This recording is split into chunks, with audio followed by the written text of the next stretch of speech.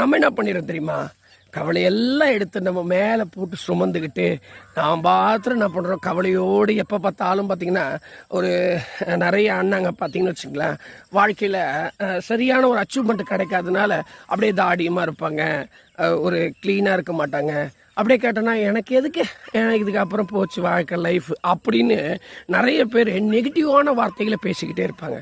நிறைய தங்கச்சி பாருங்களேன் அப்படியே சோர்ந்து போயிடுவாங்க. ஏதோ ஒரு விஷயத்தில் தப்பு நடக்குதுன்னு வச்சுங்களேன், அதை விட்டுட்டு வெளியே வராமல் அதுலேயே கவலைப்பட்டுக்கிட்டு அப்படியே லைஃப் அப்படியே என்ன பண்ணுறோங்க, சரியாக சாப்பிட மாட்டாங்க, சரியாக தூங்க மாட்டாங்க. ஆனால் பைபிள் சொல்கிறத நீங்கள் நல்லா ஃபாலோ பண்ணுங்களேன். மத்தேயு 6:28 சொல்லப்படுகிறது, நீங்கள் கவலைப்படுறதுனால ஒன்றுமே சாதிக்க முடியாது. வியாதி மாத்திரம்தான் வரும். நம்ம வாழ்க்கையில் வியாதி மாத்திரம்தான் வரும். கவலைப்படுறதுனால ஒன்றுமே கிடைக்காது. ஆனால் இதே நீங்கள் அந்த கவலைப்படாமல் எல்லாத்தையும் எடுத்துகிட்டு போய் உங்கள் பாரத்தை எல்லாம் இயேசுப்பா மேலே வச்சுட்டு நீங்கள் சந்தோஷமாக இருங்க, நல்லா சாப்பிடுங்க, நல்லா தூங்குங்க, நல்ல பாசிட்டிவான வார்த்தைகளை நீங்கள் பேசுங்க, 4 நண்பர்களோடு நல்லா பேசுங்க.